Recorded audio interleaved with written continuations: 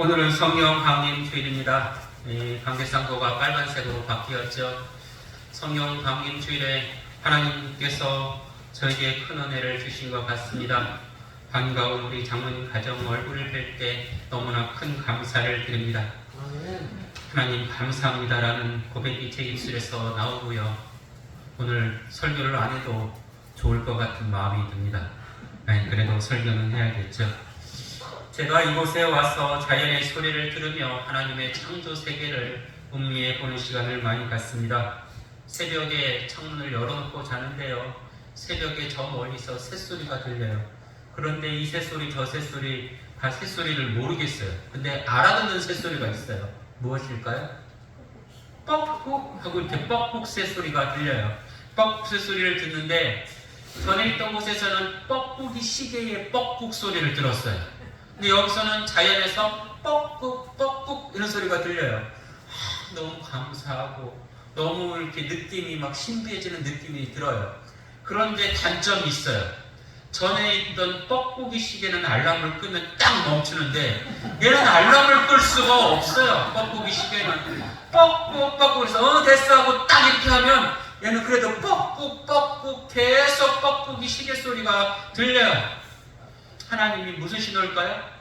그만 자, 일어나, 이런 소리겠죠. 그래서 하나님의 그 자연의 소리를 들으면서 일어나는 시간을 갖습니다. 자연은 참으로 신기한 것 같습니다. 너무나 아름다운 것 같습니다.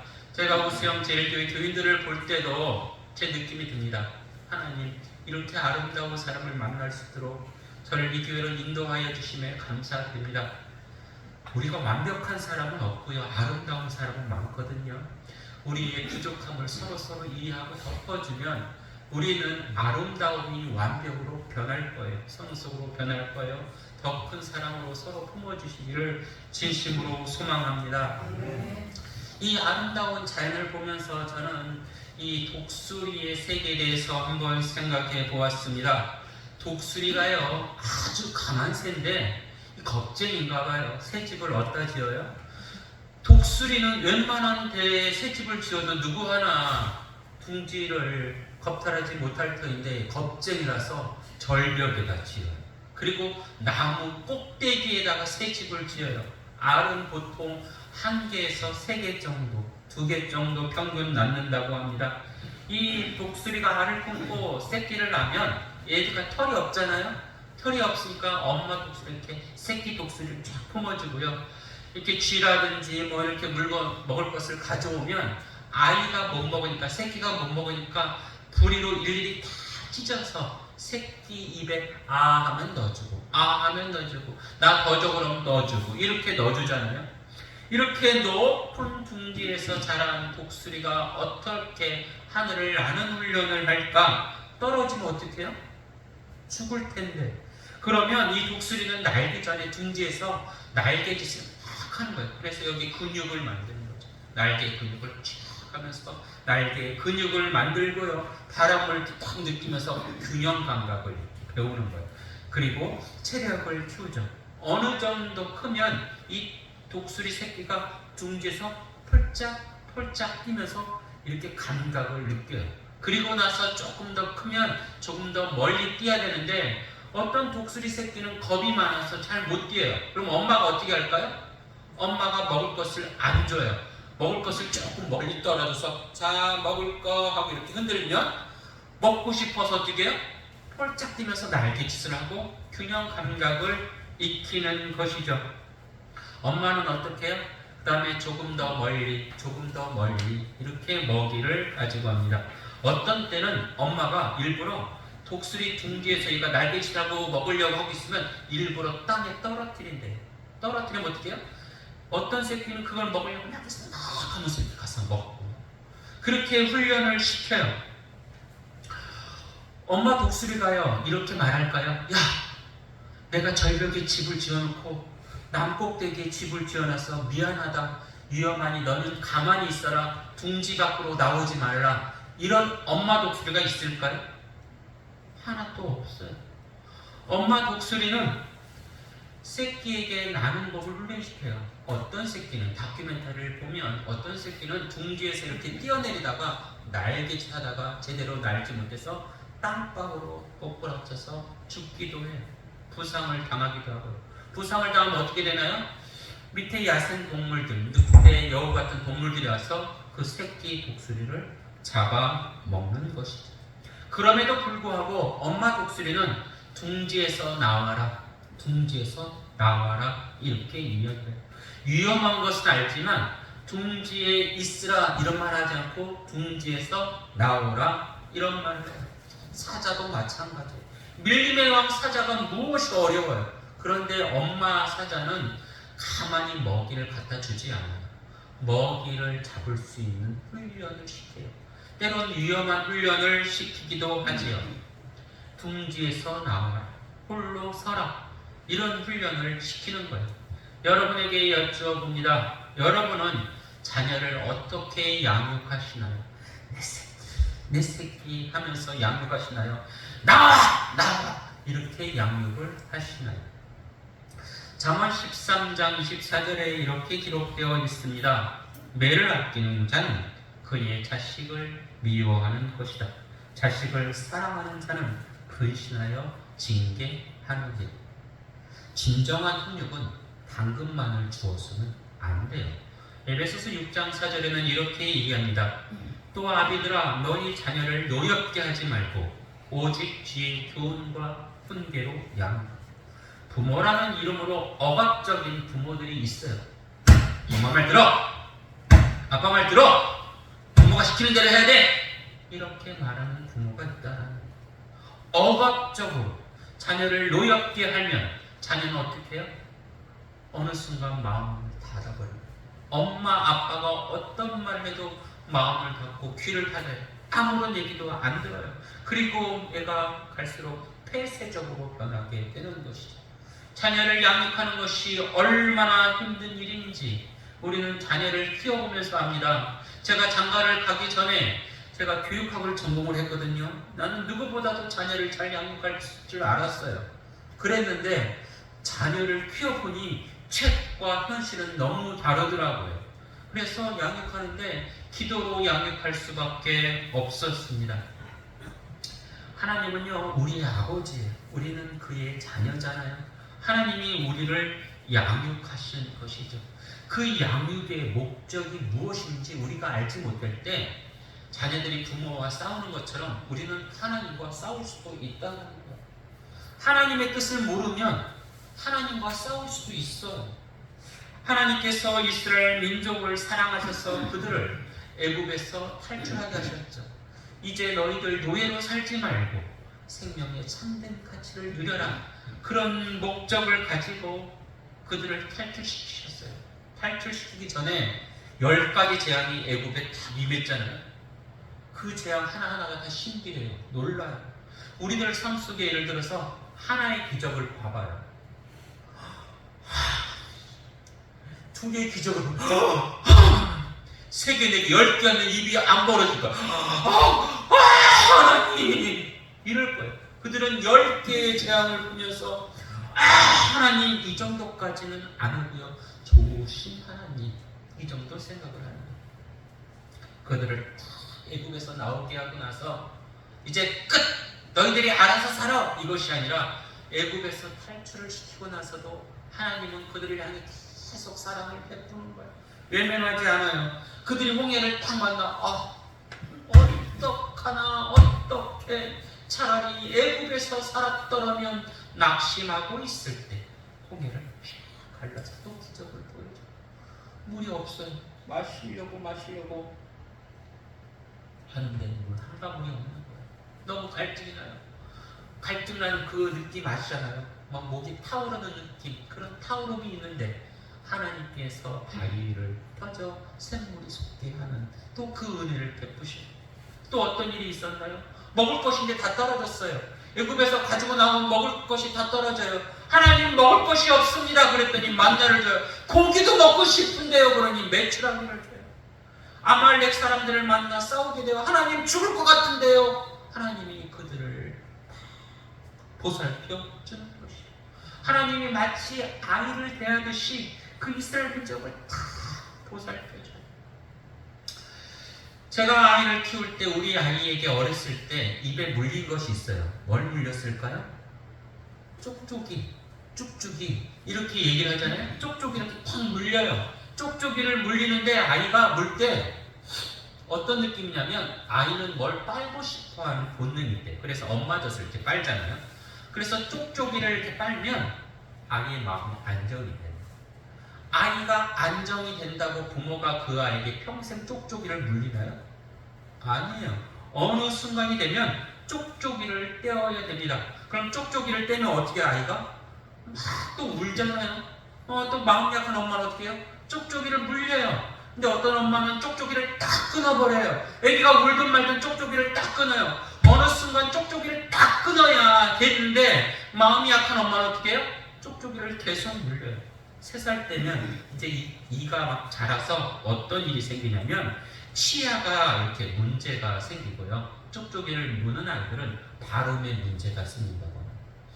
아무리 아이가 좋아해도 엄마는 아이를 위해서 쪽쪽이를 빼야 하는 그런 결단을 해야 되는 것이.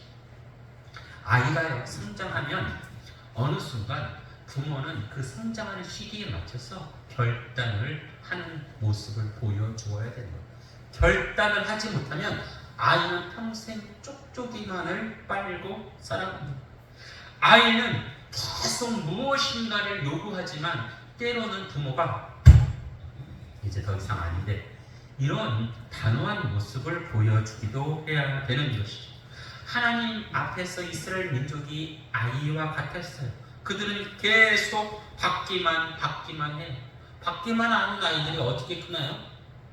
의존적이에요. 자기 중심적이고요.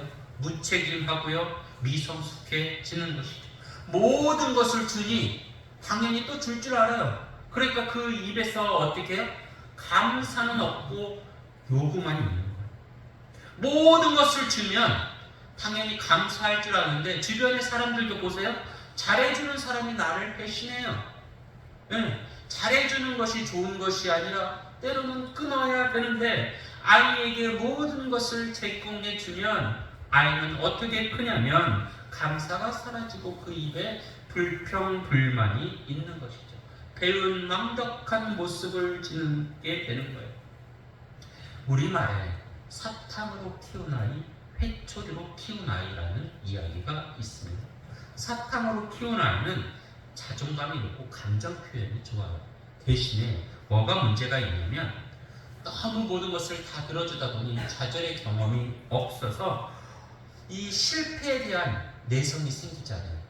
실패할 것 같으면 뭐부터 내요? 짜증부터 부리는 거죠. 실패도 일종의 성숙으로 이르는 길인데 실패할 것 같으면 짜증부터 내요. 막 승질을 내요. 날카로운 승질을 드러내는 거예요. 회초리로 키운 아이는 장점으로는 규칙을 잘 지키고 책임감이 있고 절제력이 있고 인내가 있어요. 근데 단점이 뭐냐? 이 회초리를 키운 아이의 단점은 창의력이 부족하다는 거예요. 그렇기 때문에 회초리로만 키워서도 안 되고 또 사탕으로만 키워서도 안 된다라는 거예요. 하나님으로부터 아이처럼 모든 것을 받은 히브리 사람들은 입에 뭐가 있어요? 불평불만의 입이 나오는 거예요. 하나님이 채워줬는데 채워준 것에 대한 감사가 없이 불평불만을 갖고 사는 거예요. 그래서 하나님이 이 불평불만을 갖고 사는 사람들을 이제 조금 더 성숙할 기회를 주셔요. 성숙할 기회는 무엇인가? 너희들이 받기만 했기 때문에 어린아이지만 이제 줄 수 있는, 바칠 수 있는 기회를 주겠다라는 거예요. 아이가요, 이건 내 거 그럼 어떻게 해요? 아직도 아이구나 그러는데 아이가 부모를 만날 때 엄마도 먹어, 아빠도 먹어, 친구랑 놀 때 너도 놀아 이렇게 하면 부모는 어떤 생각을 가져요? 얘가 성숙해지는구나, 사람다워지는구나. 내 것이지만 내 것을 부모에게 줄 때, 내 것을 친구와 나눌 때 성숙해지는 거예요. 오늘 2절 말씀을 같이 보도록 합니다. 2절 말씀 여러분 봐주시기를 바랍니다. 이스라엘 자손에게 명령하여 내게 예물을 가져오라 하고 기쁜 마음으로 내는 자가 내게 바치는 모든 것을 너희는 받을지니라. 여기 보면 하나님은 히브리 사람들에게 무조건 제공했던 것을 이제 멈추고 뭐라고 그래요?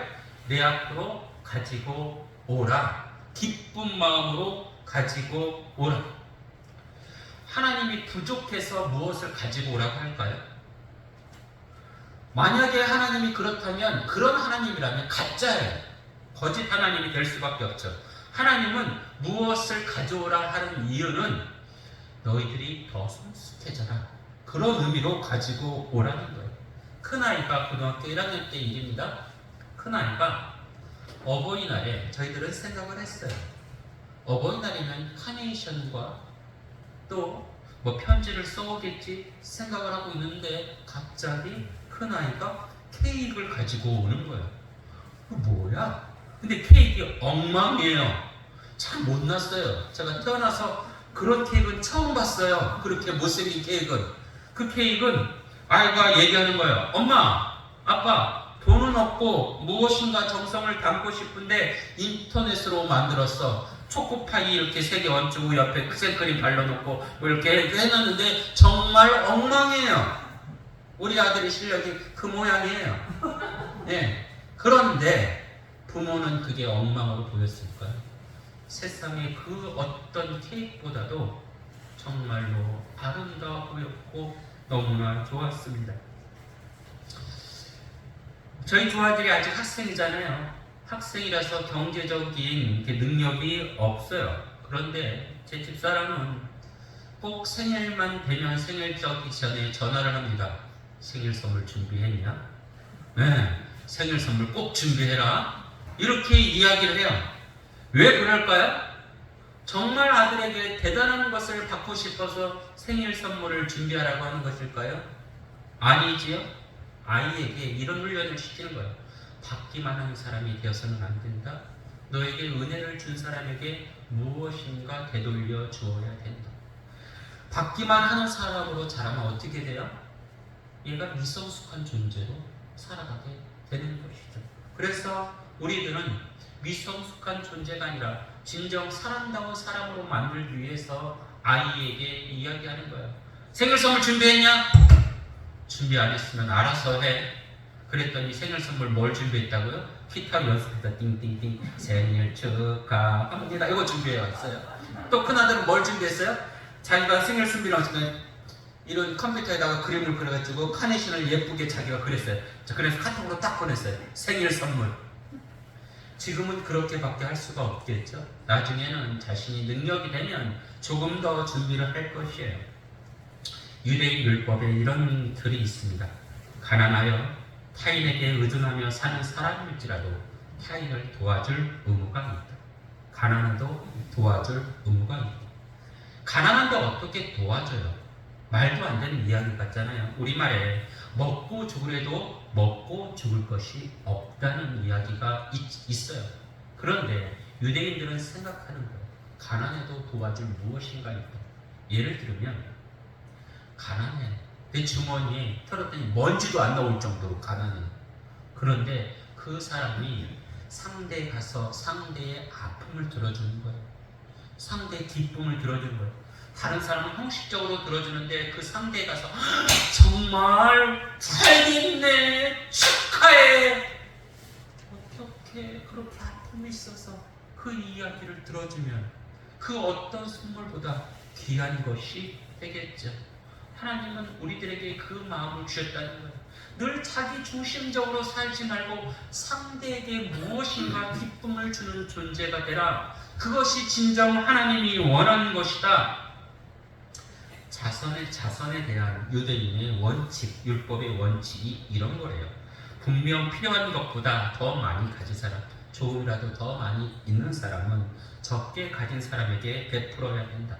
베풀 때 주는 사람이 누군지 모르고 또 받는 사람도 누가 주는지 몰라야 한다. 이렇게 남에게 무엇인가 베풀면 메마른 자에게, 갈증난 자에게 생수 한 병을 한 300원, 500원짜리 베풀면 그것은 내 돈 300원, 500원이 사라지는 것이 아니라 내 개인의 존엄성이 높아진다. 유대인들은 그렇게 생각했어요. 다른 사람을 도와주는 것이 손해일 것 같지만 다른 사람을 도와주면 하늘이 그것을 기억한다.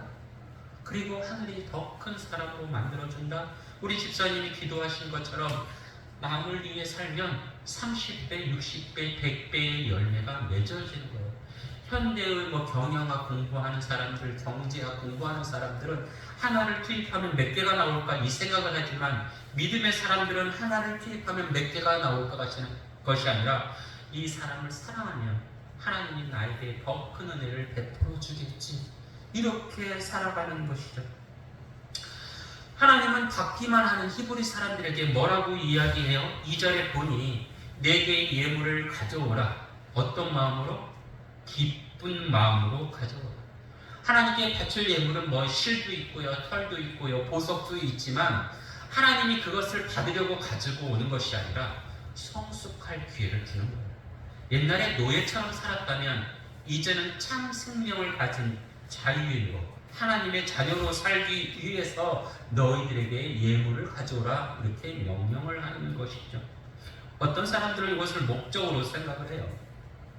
교회는 건물을 아름답게 만드는 곳이 아니라 예수의 사랑이 넘쳐나는 곳이어야 되는 것이죠. 교회는 하나님의 은혜가 풍성한 곳이어야 되는 거예요. 눈에 보이기에 화려한 곳이 교회가 아니라 정말 믿음의 은혜가 충만한 곳이 교회가 되어야 되는데 이 교회에서 사람들의 역할은 무엇이냐? 옆에 있는 사람에게 내가 가진 것을 베푸는 것, 그것이 교회의 교인들의 역할이라는 것. 그것이 꼭 물질이 아니라는 것. 마음을 먼저 베푸라는 것. 하나님이 무엇을 가져와라 이렇게 얘기했잖아요. 내게 예물을 가져오라. 근데 예물이 비싼 거는 잘했다. 좀 덜 비싼 거는 그래 괜찮다 이렇게 얘기했을까요? 아니라는 것이죠. 비싸고 덜 비싸고 이게 중요한 게 아니라는 거예요. 얼만큼의 정성을 가지고 왔느냐 이것이 중요한 것이에요. 내게 예물을 가져오라 이렇게 명령했을 때 이스라엘 사람들이 어떻게 했을까요? 기쁜 마음으로 바쳤다. 그래서 차고 넘쳤다 라는 거예요.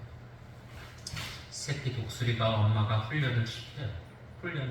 명령을 하죠. 독수리 둥지에서 날아라 이렇게 명령을 해요.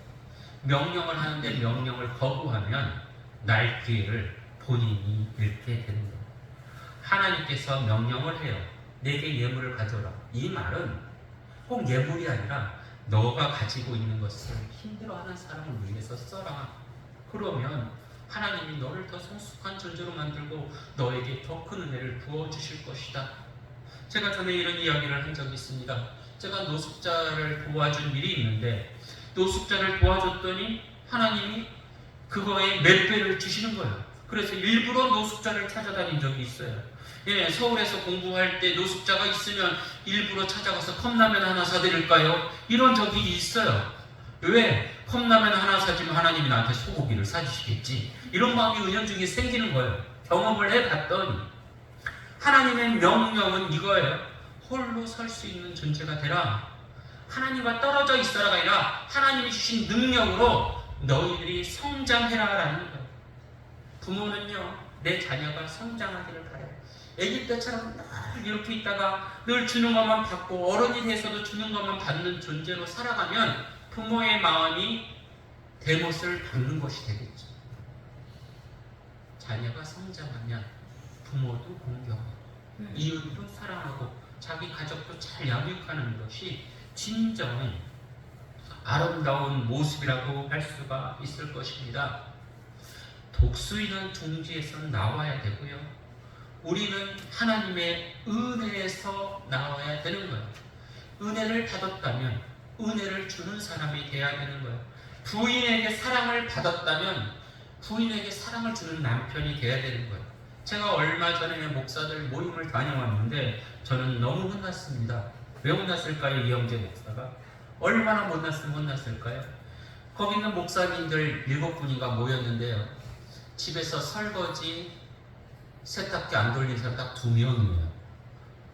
백곡교회 목사와 우수영 제1교회 목사. 네, 딱 2명이에요. 그러면서 저보고 하는 말이 간땡이가 부었네. 네, 설거지도 안 하고 세탁기도 안 돌리네. 이런 이야기예요. 근데 각자 사는 모습이 다르겠지만 또 저는 그것이 아니라 또 다른 것으로 더 아내를 사랑하려고 노력을 하는 것이죠. 아무튼 남을 위해 자신의 것을 내놓을 수 있는 마음, 이것이 진정 성숙으로 자라는 것이죠. 이스라엘 사람들은 식사할 때 이렇게 기도한다고 합니다. 하나님이시여, 제발 우리가 다른 사람의 선물이나 대출에 의존하지 않게 하옵소서. 오직 당신의 충만하고 개방적인 손길을 의존하게 하소서. 그래서 하나님의 은혜로 영원히 굴복당하지 않게 하옵시고 이웃을 사랑하게 하옵소서. 아무런 땀 흘림 없이 받기만 하려는 사람은 계속 미성숙한 존재가 되는 거예요. 그래서 우리는 이렇게 구호를 외쳐야 할 것입니다. 받은 것은 이제 그만, 주는 것은 갈수록 크게. 여러분이 옆에 있는 교우들에게 사랑을 베풀기를 바랍니다. 사랑에 굶주린 사람들이 너무 많아요. 물질에 굶주린 것이 아니라 사랑에 굶주린 사람들이 너무 많아요. 여러분들이 이 사랑에 굶주린 사람들을 위해서 애쓰시기를 바랍니다. 그러면 하나님께서 여러분에게 은혜의 선물을 주실 것입니다. 하늘의 비밀은 베풀 때 늘어나는 것이죠. 어렸을 때 배웠던 복음성가가 있어요. 사랑은 참으로 버리는 것. 한번 불러볼까요? PPT 있습니다. 1절만 불러보겠습니다.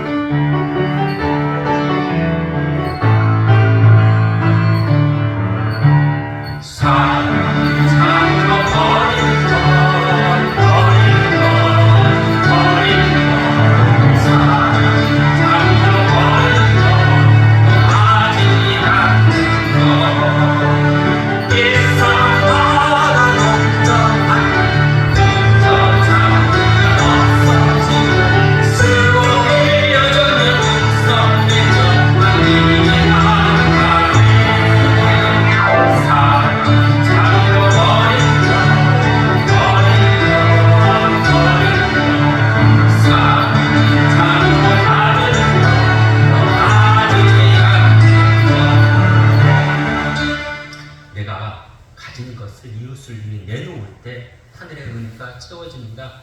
그런 교회가 되기를 진심으로 소망합니다. 다 함께 기도드립니다. 아버지 하나님, 우리 장로님과 한 예배를 드릴 수 있는 은혜를 허락하여 주심에 감사드립니다. 무엇보다 큰 선물을 받았습니다. 우리가 장로님을 섬기게 하옵시고 장로님과 사랑으로 하나 되게 하여 주시옵소서.